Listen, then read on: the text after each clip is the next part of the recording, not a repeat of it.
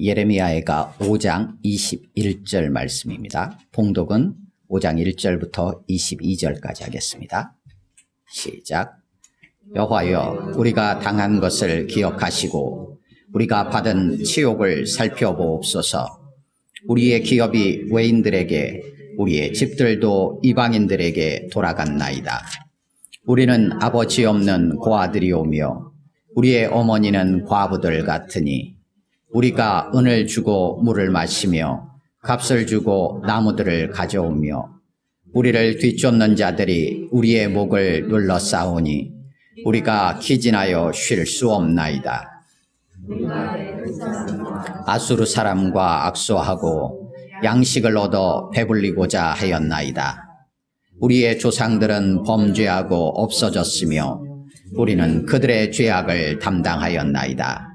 종들이 우리를 지배하며 그들의 손에서 건져낼 자가 없나이다.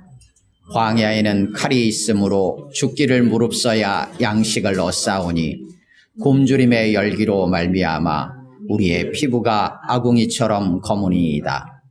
대적들이 시온에서 부녀들을, 유다 각 성읍에서 처녀들을 욕보였나이다. 지도자들은 그들의 손에 매달리고 장로들의 얼굴도 존경을 받지 못하나이다. 청년들이 맷돌을 치며 아이들이 나무를 치다가 엎드러 지오며 노인들은 다시 성문에 앉지 못하며 청년들은 다시 노래하지 못하나이다.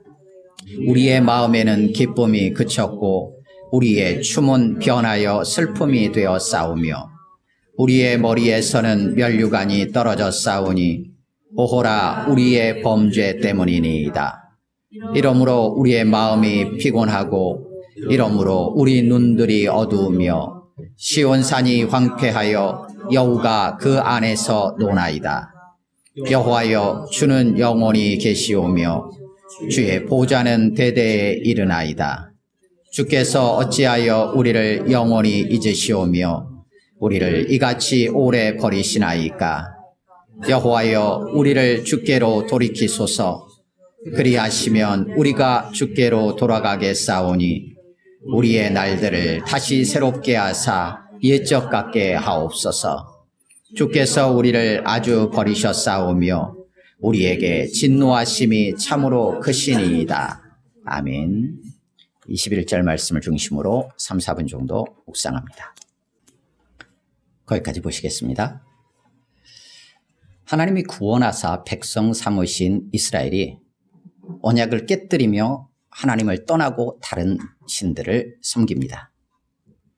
하나님은 선지자들을 보내서 언약의 근거에 심판을 경고하면서 이스라엘이 하나님께 돌아오도록 촉구하십니다. 그럼에도 불구하고 하나님의 말씀을 저버리며 자기 생각과 자기 뜻대로 행하는 그들을 향해서 하나님께서는 결국 진노하십니다. 아수르에 의해 북이스라엘이 멸망한 이후에 남유다도 바벨론에 의해서 결국은 기원전 586년에 최종적으로 함락이 됩니다. 오늘 본문은 바로 그 모든 역사의 한복판에 서 있었던 예레미야 선지자가 예루살렘에 함락된 그 모습을 보고 슬퍼 울부짖으며 탄식하고 여호와 하나님만 절대적으로 의지하며 그 하나님께만 소망을 두는 말씀입니다. 예레미야에게는 구약 성경 시가서 이후에 선지서 17권의 선지서 중에서 세 번째 위치에 있는 말씀입니다. 이사야, 예레미야, 예레미야에가 이렇게 위치해 있는 말씀입니다. 예레미야는 바벨론에 의해 함락된 예루살렘의 처참한 실상을 기록하면서 애가가 시작됩니다. 예레미야 애가는. 그리고 여호와께서 이스라엘을 돌이켜 다시 새롭게 하시길 강구하면서 예레미야 애가 5장이 마무리됩니다. 짧은 5장으로 이루어진 말씀의 책입니다. 그런데 조금 구분을 한번 해보겠습니다. 셋으로 구분을 해보자면 1장, 2장, 2장은 여호와의 진노가 쏟아져서 결국은 패망한 예루살렘의 처참한 실상, 그로 인한 나의 고통, 그 부분이 중심이 되어 기록이 되어 있습니다. 그리고 3장은 여호와의 인자하심과 긍휼하심에 근거해서 구원을 갈망하며 여호와께 돌아가기를 촉구하는 내용이 3장에 길게 기록이 되어 있습니다. 그리고 4장과 5장은 우리의 범죄로 말미암아 여호와의 진노가 쏟아져서 황폐한 시온의 모습들을 하나님 앞에 다시 한번 아뢰이면서 소망을 중심으로 기록이 되어 있다. 이렇게 우리가 이해할 수 있습니다. 이 예레미야 애가는 크게 두 가지의 중심적인 내용이 서로 교차하면서 반복적으로 계속 등장을 합니다. 그 중에 하나가 뭐냐면 함락된 예루살렘의 처참한 실상, 그로 인한 이 예레미야의 고통 속에서의 탄식, 이게 하나의 중심적인 내용이고요. 또 하나의 내용은 그럼에도 불구하고 여호와의 인자하심과 긍휼하심에 근거해서 회복을 갈망하며 여호와를 찾는 내용, 이 두 가지 내용이 계속 교차하면서 각 장마다 교차하면서 등장합니다. 예레미야 애가는 선지서는 대부분이 산문 이야기보다는 운문이에요. 시적인 표현들로 기록이 되어 있어요. 그래서 예레미야 애가도 그런 시적인 운율이 맞춰져 있습니다.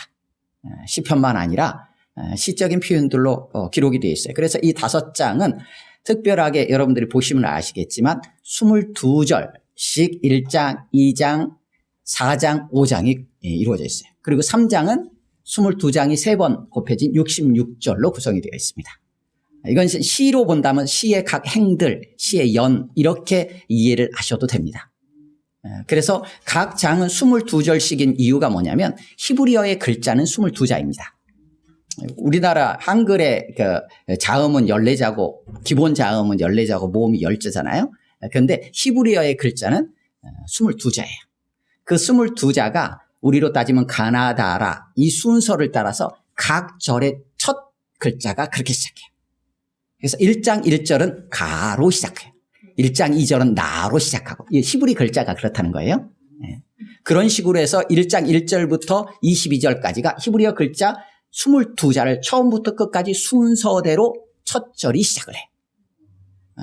2장과 3장도 똑같아요. 근데 2장은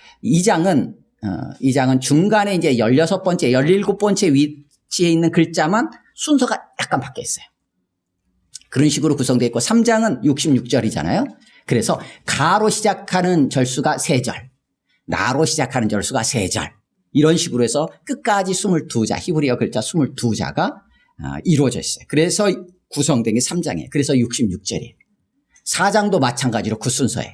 근데 5장만 22절인 것은 맞아요. 그런데 글자의 첫 자가 그렇게 시작하지는 않아요. 그래서 기본적으로 어떤 틀을 가지고 있는 시예요.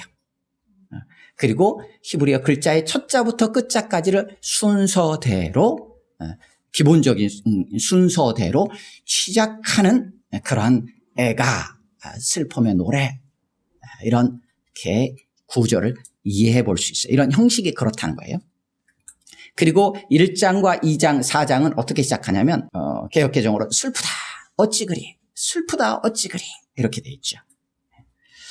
그렇다면 이 애가라는 것을, 이걸 이제 우리가 이런 글자의 첫 자와를 머리글 첫 글자를 각 절의 첫 글자로 해서 이렇게 진행되어지는 거를 보통 뭐라고 표현하냐면 답관체, 갓을 밟는 형식으로 이루어진 그런 형식이다 해서 답관체, 이렇게 이제 부르긴 해요. 그런데 왜 이렇게 이런 형식으로 하나님께서 말씀을 하시는 것일까라는 생각을 우리가 한번 해볼 수 있어요. 이것은 본문 안에 명시되어 있는 부분은 아니에요. 다만 본문의 전체적인 내용들을 통해서 우리가 한번 생각해 보는 게 필요해요. 왜냐하면 특별하게 이렇게 기록이 되어 있잖아요. 시편에도 이런 형태로 기록되어 있는 시는 거의 없어요. 이 순서대로 되어 있는 형태의 모양을 갖춘 시는 한 9편 정도가 등장을 해요. 그런데 이것처럼 첫 글자부터 끝 글자까지를 전체를 다 다루고 있는 시편은 거의 없어요. 한 군데 아주 분명하게 드러내는 시편이 있는데 시편 119편이에요. 하나님의 말씀의 장이라고 하는 성경 전체에서 가장 긴 장, 거기가 처음부터 끝까지 22자를 각 글자를 8번씩 반복해서 1절에서 8절까지는 첫 글자, 9절에서 16절까지는 두 번째 글자. 이런 형태로 시편 119편은 그래서 총 176절로 이루어져 있는 시인데 그 시편은 거의 대부분 각 절절마다 율법, 말씀, 계명, 규례 등 하나님의 말씀하고 연결되어진 단어들이 다 들어가 있어요. 거의 대부분이. 그래서 하나님의 말씀에 무엇을 나타내고자 하는? 완전함. 그 하나님의 말씀은 반드시 성취될 것. 그 하나님의 말씀의 철저함 등을 이런 형식을 통해서 전달해 주시고자 하는 건 아닐까 이런 생각을 해보게 돼요. 같은 맥락에서 애가를 본다면 슬픔에 놀아잖아요. 그렇다면 이것도 비슷하게 이해해 볼 수 있어요. 예루살렘이 완전하고도 철저하게 함락되었다라는 것을 보여주려는 것 같기도 해요. 다른 측면에서 본다면 하나님의 진노가 얼마나 완전하고 철저하게 쏟아졌는가 라는 것도 보여주죠. 하나님의 진노 앞에 있는 자들이 얼마나 죄인이며 처절하게 울부짖을 수밖에 없는가 라는 것도 생각하게 합니다. 이것들을 통해서 우리에게는 오직 하나님의 인자하심과 긍휼하심이 아니고는 살 수 없는 진짜 철저하게 우리는 한계 속에 갇힌 무능한 존재이고 죄인이구나라는 것도 보여주는 듯합니다. 그럼에도 불구하고 2장과 4장에서 2장부터 2, 3, 4장에는 중간에 글자 순서가 한 군데가 딱 바뀌어서 나와요. 순서상에서 히브리어 글자 순서에 한 군데가 바뀌어 나오는데 왜 그럴까 이런 생각도 한번 해보게 돼요. 앞에 그러한 철저함에도 불구하고 그럼에도 불구하고 하나님께서 은혜의 여지를 남겨두셨다라는 것을 그 순서를 역전시켜서 보여주려고 하신 건 아닌가 이런 생각을 한번 해보게 됩니다. 처절한 탄식의 울부짖음이지만 우리는 이 슬픔이 극에 달하면 무슨 말을 해야 될지도 모르고 우리의 마음 안에 있는 것과 우리의 감정과 우리의 생각과 우리의 행동이 온통 엉켜버려서 겉으로 표현되어지고 드러나는 것들은 엉망일 수 있어요. 그런데 애가는 그 극한 고통과 처절함 속에서 너무나 완전하게 정죄되고 절제되어 순서를 따라서 22절씩 그 탄식을 표현하고 있습니다.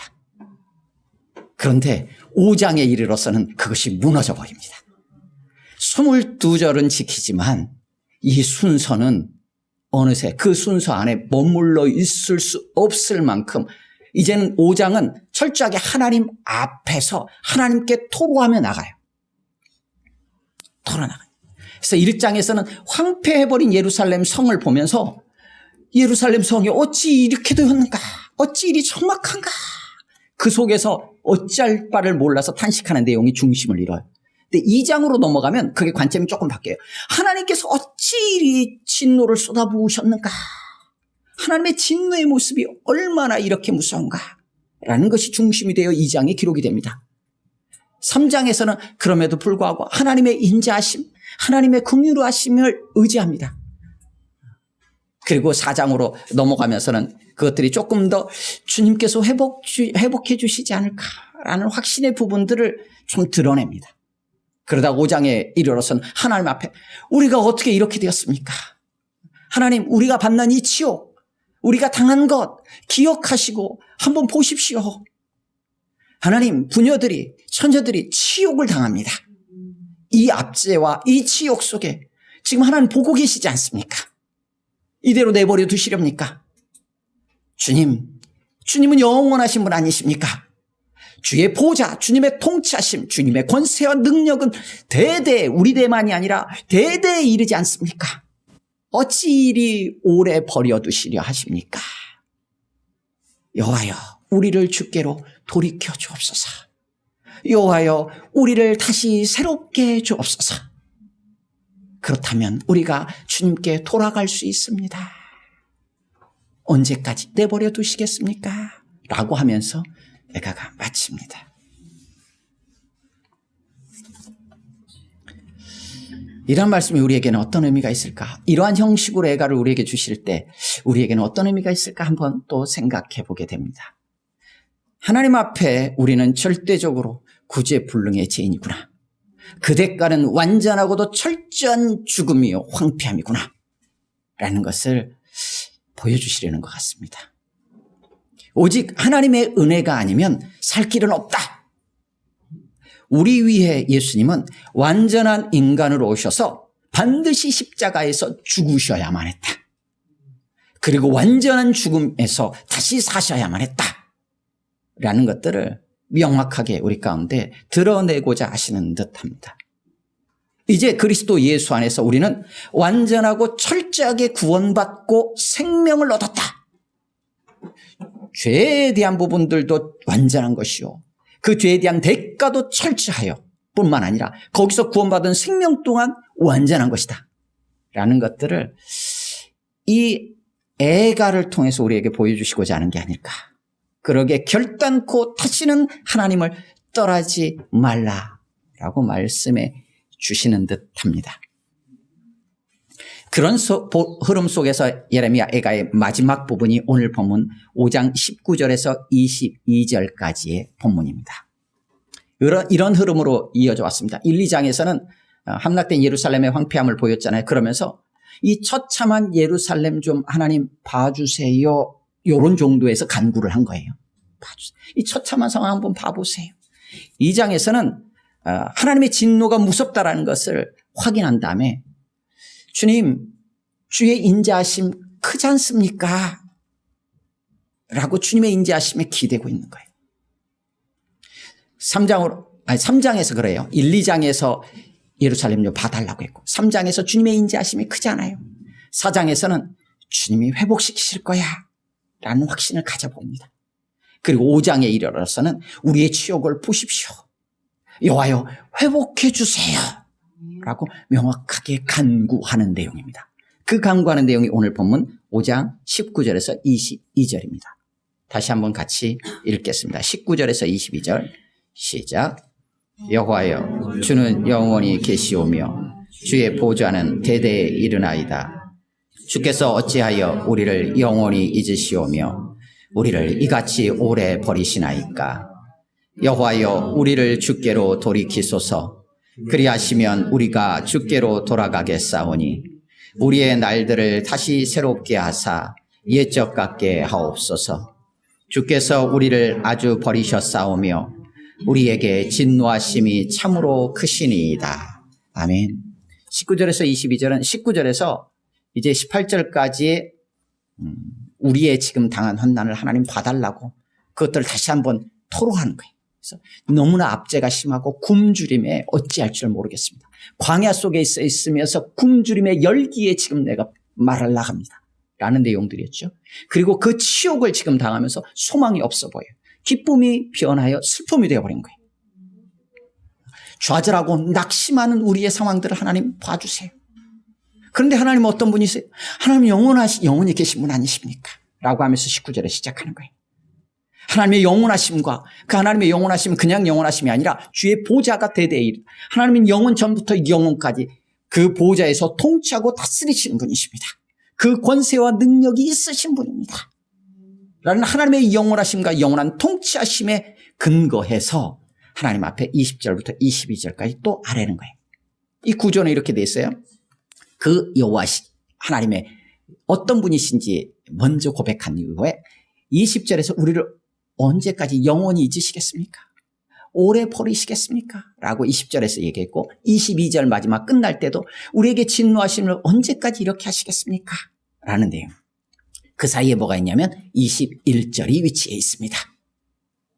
그러니까 하나님 앞에 우선 언제까지 이 진노, 하나님의 22절에 진노라고 표현되어 있는 이 구절은 다시 말하면 하나님의 진노는 무엇인가? 라고 했을 때 우리는 뭔가 우리가 망해가지고 뭔가 엉망이 되고 예루살렘의 황폐함만을 생각하는데 왜 그렇게 되었는가에 대한 근본적인 본질적인 문제를 오늘 본문에서 우리에게 분명하게 보여줍니다.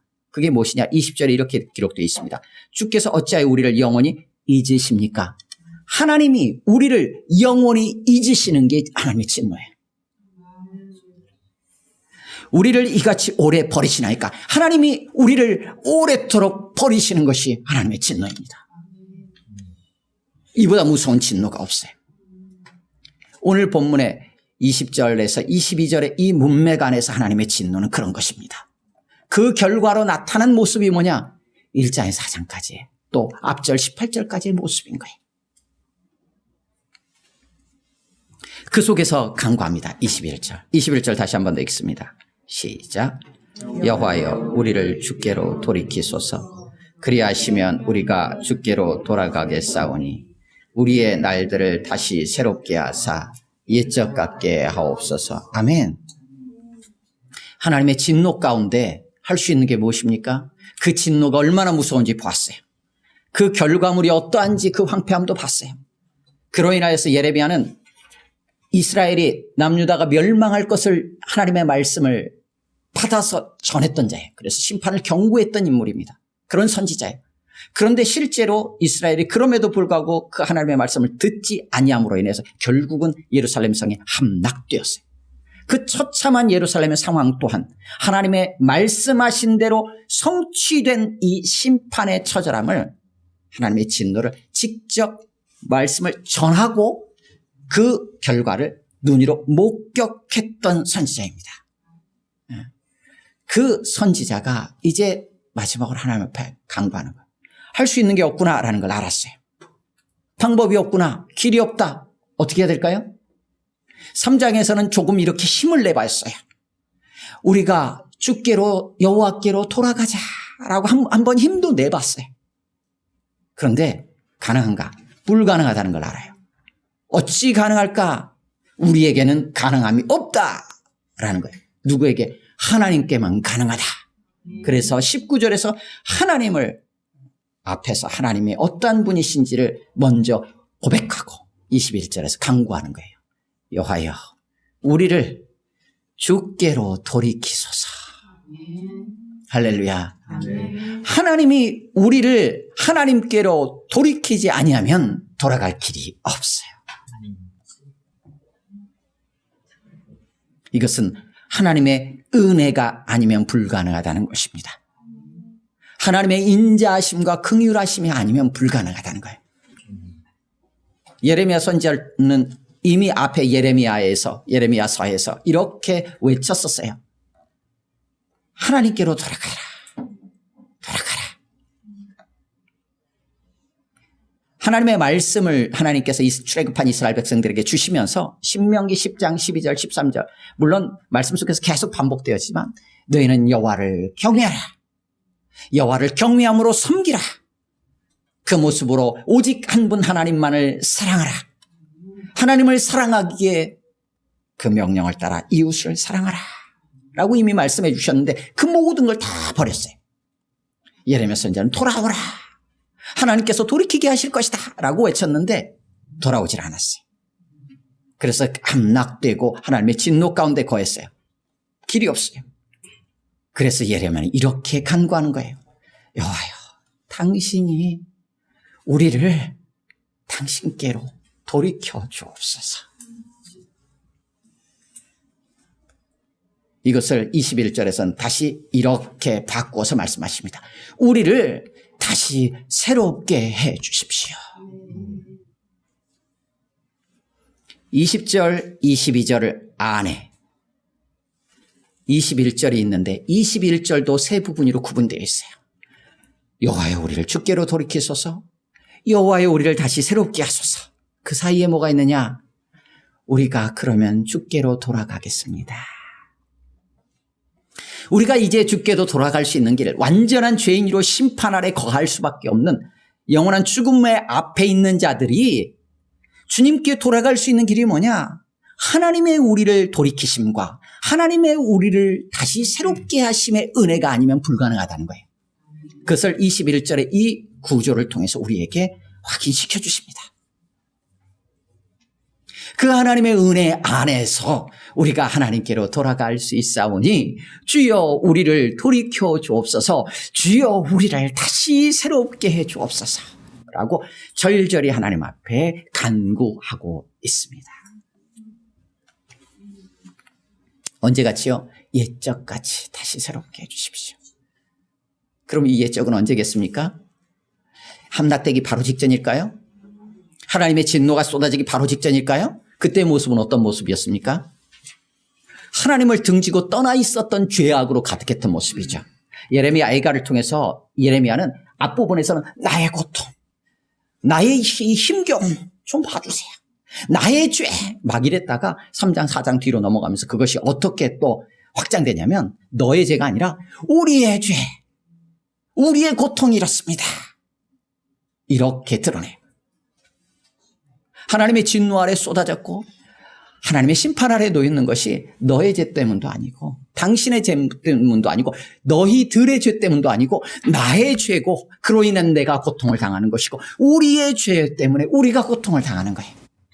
우리는 예수 그리스도 안에서 주님의 몸된 교회로 부름받은 하나된 공동체입니다.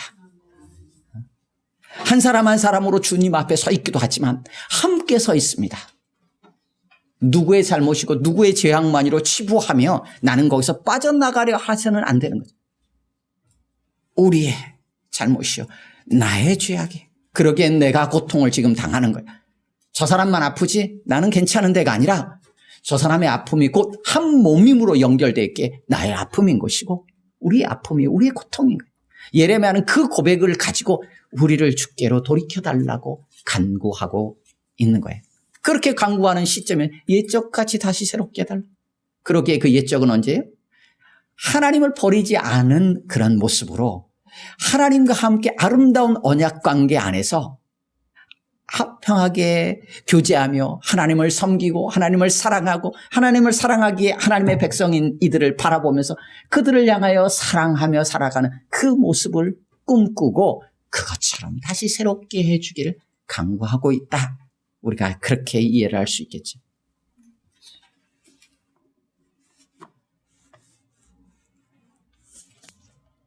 말씀을 정리합니다. 하나님을 떠난 이스라엘에 대해 하나님은 말씀하신 대로 완전하고 철저한 하나님의 진노를 쏟으십니다. 그 처참한 실상을 바라보는 예레미야의 처절한 울부짖음은 하나님의 마음이기도 합니다.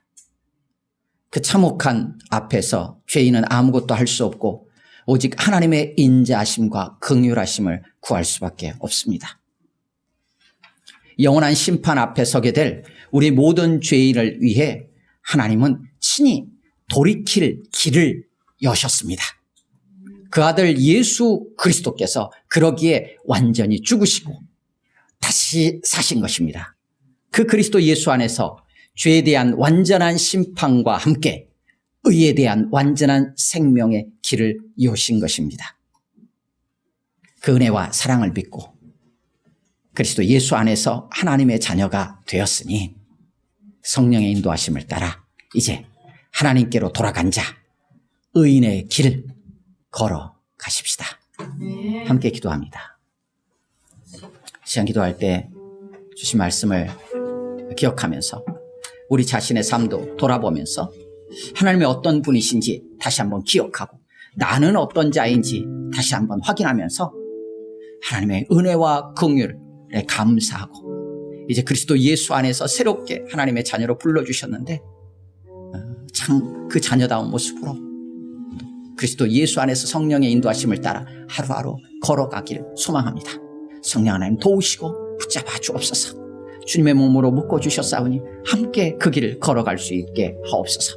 기도하시고 또 함께하게 하신 여러분의 가족들을 또 생각하고 여러분의 삶의 자리에서 만나게 될 영혼들을 향한 하나님의 심판의 무서움을 우리가 기억하면서 안타까움으로 그들을 위해서도 이 시간 합심으로 1, 2분 정도 같이 기도합니다.